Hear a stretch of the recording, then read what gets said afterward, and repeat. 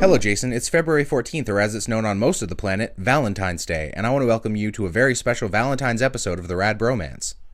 Now, this episode is going to be slightly different from all the other episodes I've done because I'm not going to talk about challenges at all, and I'm not even going to make a chess move at the end of the video.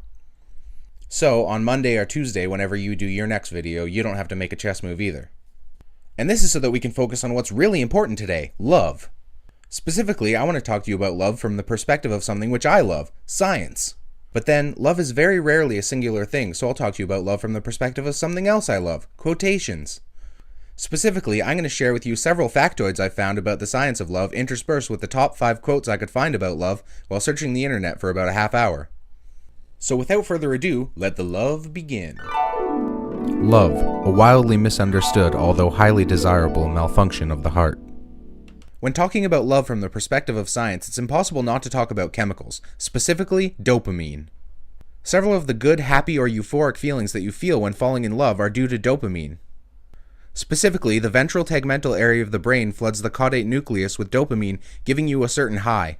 In response, the caudate nucleus sends a message back to the ventral tegmental area of the brain asking for more dopamine, causing that desire to see the person who gave you that feeling again. The most interesting part about this process is that we don't just see it in people who are falling in love, we see it in a more shady area of life as well. Specifically, this process of flooding the brain with dopamine and then sending signals for more is something we see in people who use and abuse cocaine. So, at the very least, we can say that there's a scientific basis for the idea that love is addictive. The only thing we never get enough of is love, and the only thing we never give enough of is love. Despite the pleasure-giving properties of dopamine, new love can't last forever. In fact, due to the stress put on the brain by the repeated flooding and withdrawal of dopamine, scientists have found a time limit on the so-called honeymoon phase of a relationship. So unfortunately, you can expect that after about a year of dating someone, your brain won't want you to be happy anymore. But you should still count yourself amongst the lucky because a different process occurs in the brain for those who are rejected outright. In these people, scientists have found excitation in the insular cortex, the part of the brain responsible for physical pain. So really, it is better to have loved and lost than never to have loved at all. But for anyone watching who's suffering through the physical pain of rejection, there is a quick fix that can help you. The general consensus is that moderate cardiovascular exercise will help to rebalance your system and eliminate that pain in the insular cortex. So get running. You know you're in love when you don't want to fall asleep because reality is finally better than your dreams. But dopamine isn't the only important chemical that determines how we behave when we're in love. Another extremely important one is serotonin, or more specifically, the lack thereof. Interestingly, in an experiment done by one Dr. Maraziti at the University of Pisa, it was shown that people who reported themselves to be highly in love had a lower level of serotonin than the average population. Even more interestingly, when comparing these levels to diagnosable disorders, it was found that being in love is most closely associated with having obsessive-compulsive disorder. And this in part explains the distress that we feel when we're separated for an extended period of time from someone that we love.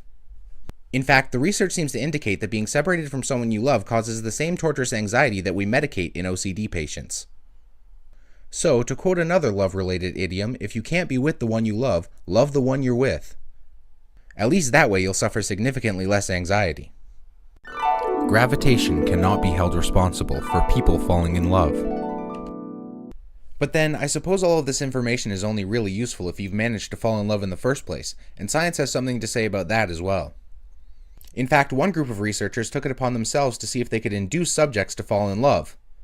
And in the end, they were moderately successful with only 2 steps to falling in love. So, for all you single people out there, get your pen and paper ready for these 2 simple steps to falling in love. The first step that the researchers took was to have each subject describe their life for 35 minutes to the other subject in their experiment. And so each of the pair would share intimate details of their life and have intimate details of the other's life shared with them. After this, the researcher simply had both subjects stare into each other's eyes without talking for 4 minutes. And voila, instant love. Well, I guess not instant, it took 74 minutes, but still, that's not too bad. In fact, their experiment was so successful that several of the couples they ran the experiment with ended up dating afterwards. And 6 months after the experiment, one of the couples got married. And so following these 2 steps, even you can fall almost instantly in love. Which may come in handy because research has also found that the average person falls in love 7 times before settling down and getting married. If you look for it, I've got a sneaky feeling you'll find that love actually is all around. So that's about it for me today. I hope you had a really good Valentine's Day, and I'll see you either on Monday or Tuesday whenever you do your next video.